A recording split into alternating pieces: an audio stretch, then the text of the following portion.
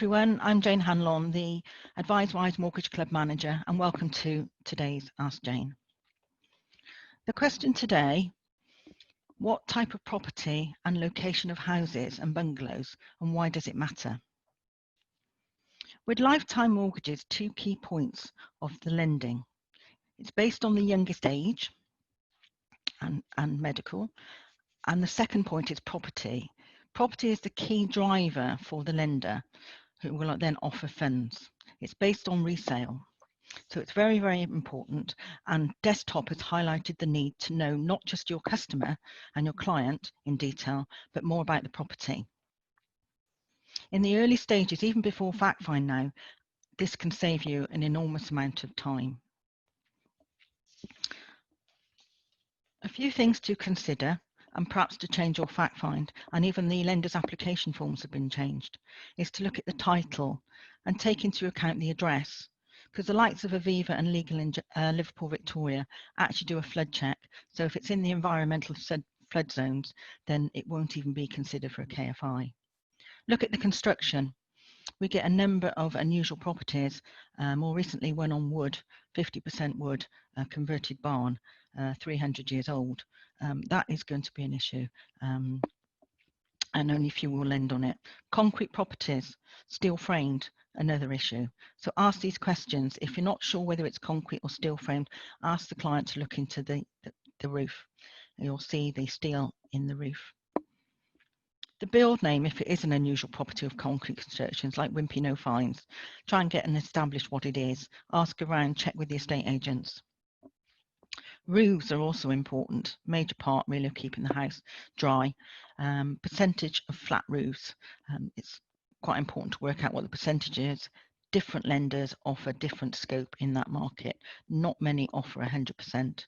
We have thatched roofs, we've even had copper roofs, we've even had tin roofs, most of which we can manage to place, but it does mean restrictive lending. Size of extensions can cause an issue for some lenders if they're too big. So they would need to know the percentage and when it was built and whether it's covered by the appropriate building regs and certification.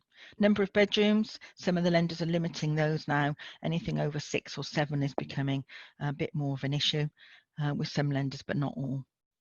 Land is important, especially adjoining or adjacent land that's owned by yourself or family, or the client, should I say. The use of the land, whether you've got pigs next door or whether it's just chickens or horses. Some prefer it more than others. Shared driveways, we've had a case where that's been an issue with shared driveways up a farm, tractors and things like that. The lenders will take a view, but will need full physical valuations. Solar panels, it's important to establish whether they're owned or leased. Owned or fine, most lenders will support that, subject to valuer's comments. If it's leased, then not all lenders will consider.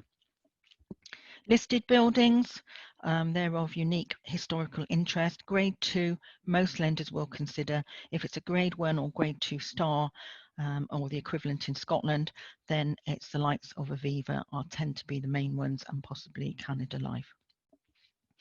Annexes, we see more and more annexes across the desk at the club. Nice big properties, usually worth a considerable amount of money. A lot of the annexes are empty. Some of the annexes have lodgers and some of them have tenants. Each can be dealt with in their own way. Some lenders don't like an internal door between the annex and the main house. So that's something to ask your client if you've got an annex, and you can establish in an early stage which lenders will lend. Barn conversions have been an issue with desktops. Having said that, full physical valuations now mean we can lend on those. Additional questions that have come into play since the desktop is damp. Has the client got any damp in the property? Is there any structural movement, any cracks, and foam in the roof? All these should be perhaps checked with the client before wasting too much time. Location of the property, town or rural. You should know your area if you're local. Check if it's near commercial industrial units, the size of them, possibly even get a Google picture or something like that that you can refer to the lenders. If it's close to a pub, village pub, a food shop, rotting goods are not liked. Depends on the size of it. Petrol stations are flammable, likewise a hair, and village post offices. Some of them can be placed depending on how close, opposite, adjacent they are. Others we will struggle with, unfortunately. But ask the questions and we can help and guide you. Pylons and cables are becoming an issue. Some will do subject to valuers' comments, others will be looking for at least 75 metres and some even 100 metres. We do have the data here at the club to help you place these sort of cases. The high-speed to railway link is now questioned by some lenders and will be commented on valuation reports to check it will not affect the resale value. Main roads next to farm and fields. Those sort of questions you need to familiarize yourself with, so that when you're talking to the lender, if you need to, if it's not a standard property, has something unusual about it, then you can get to grips with it and have a chat and a meaningful discussion and manage client expectations. I think that's the key point here. Use of the property. April 2019 allowed Aviva to review this, and they'd have moved on in some ways, along with other lenders as well, Canada Life, Legal in General, and people like that will look at things outside the box. The new one being Airbnb.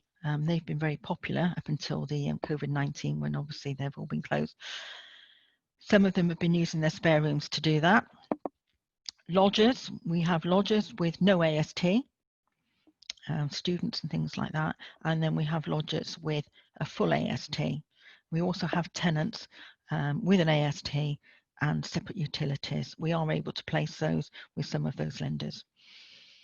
Land, grazing rights only. So again, we have lenders that will lend up to 5 acres, 10 acres, 50 acres, even 200 acres on that. Preferably not with livestock, because under DEFRO that causes a problem for the lenders.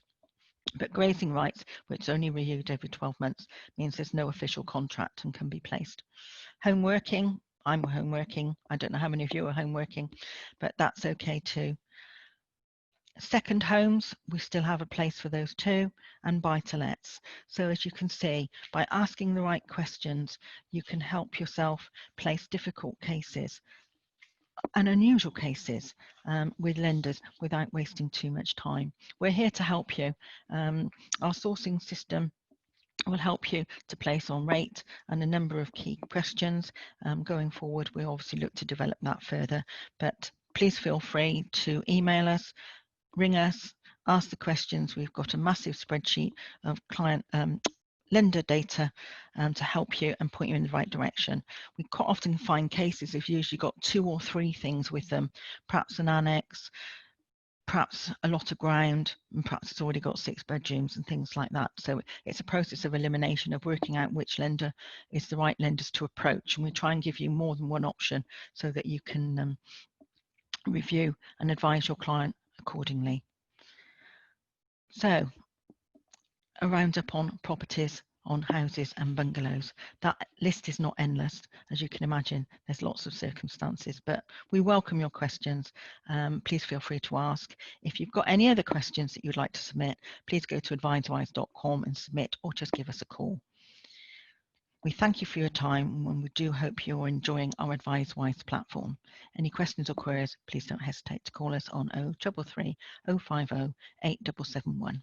Thank you for your time.